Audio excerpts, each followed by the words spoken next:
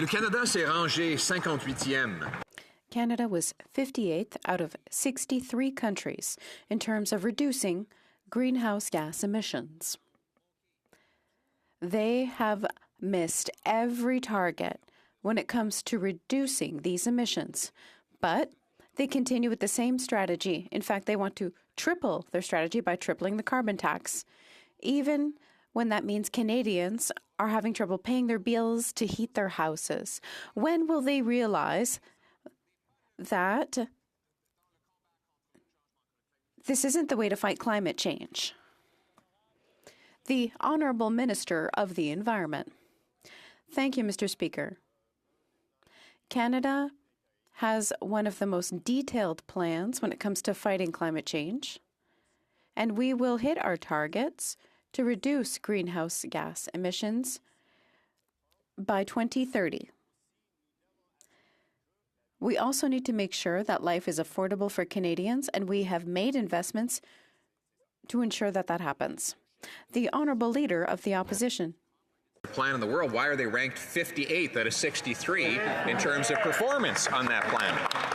They have actually as a tax to drive up the cost of home heating, gas, groceries and everything else. They want to triple that tax. Now we're going into the winter where families are facing a doubling of their home heating bills right across this country. 40% of Atlantic Canadians already live in energy poverty. They cannot afford to pay any more. Instead of spending more inflationary money to try and solve the problem that they caused, why don't they just get rid of the problem itself and get rid of the tax? Here. The Honourable Minister of Natural Resources. Thank you, Mr. Speaker. Since 2015, this government has made enormous progress with respect to fighting climate change. We have one of the most detailed plans that exists in the world, but we were starting from a place where there was 10 years of Harper Conservatives that did nothing to fight climate change and to ensure a prosperous future for our children. We are working very hard to ensure that life is affordable for Canadians. I'm just going to interrupt. I mean, we're going into what's pre-holiday season and known locally as the silly season.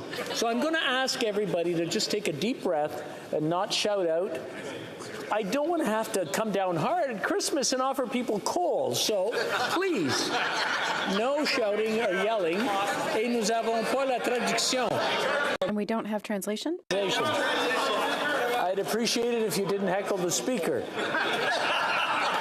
Otherwise, I might have to name you and throw you out. No, we don't want that to happen. Est-ce que nous avons, do we have translation? Very good. We'll let the Minister of Natural Resources from the top so we can all hear what was said. Thank you, Mr. Speaker. Canada has one of the most detailed climate plans in the world. We are on track to ensure that we are meeting the ambitious targets that we have set. But, Mr. Speaker, we started from a base where the previous Conservative government, the Harper Conservatives, did nothing to fight climate change for 10 years.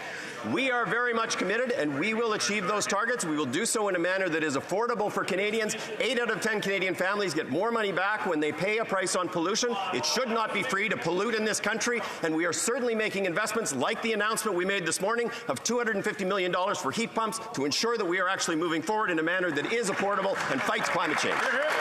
The Honourable Leader of the Opposition.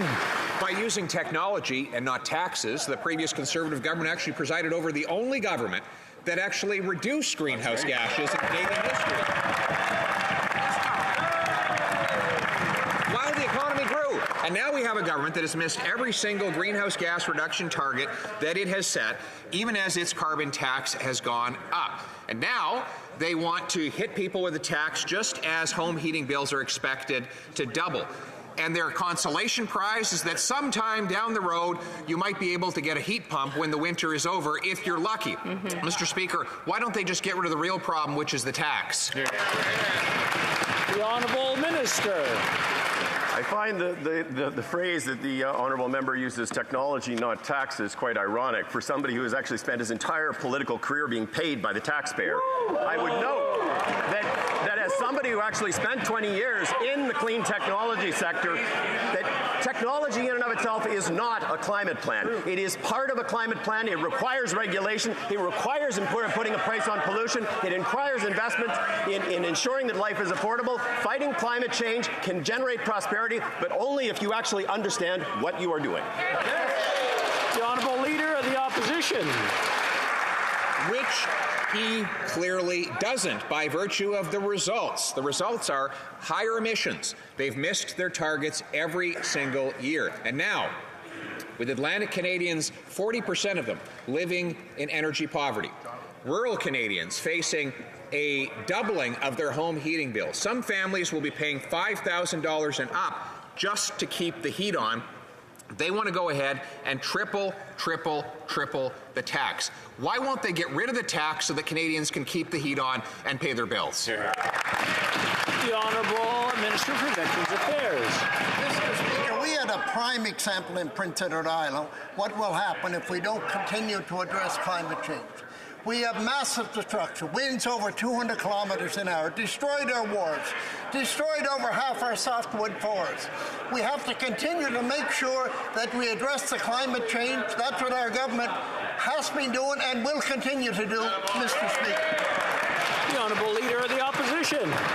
And yet their taxes have failed to reduce greenhouse gas emissions. This is not an environmental plan, it is a tax plan.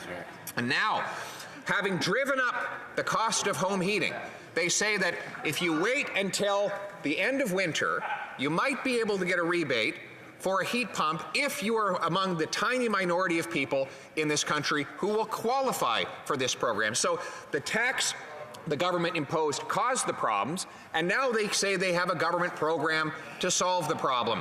Why not just get rid of the problem and get rid of the tax? The Honourable Minister for Official Languages. Mr. Speaker, I really have to say I'm really quite stunned by the comments made by the other side of the floor here. When we look what happened this year in Atlantic Canada with Hurricane Fiona, I had the task of going to visit many provinces. I was actually in Prince Edward Island. One of the schools, the roof was actually blown off of the school completely. When I speak to Atlantic Canadians, they want our government to make sure that we take action on climate, and that's exactly what we're doing. On this side of the House, Mr. Speaker, we have a plan. On that side of the House, they really don't know what they're talking about.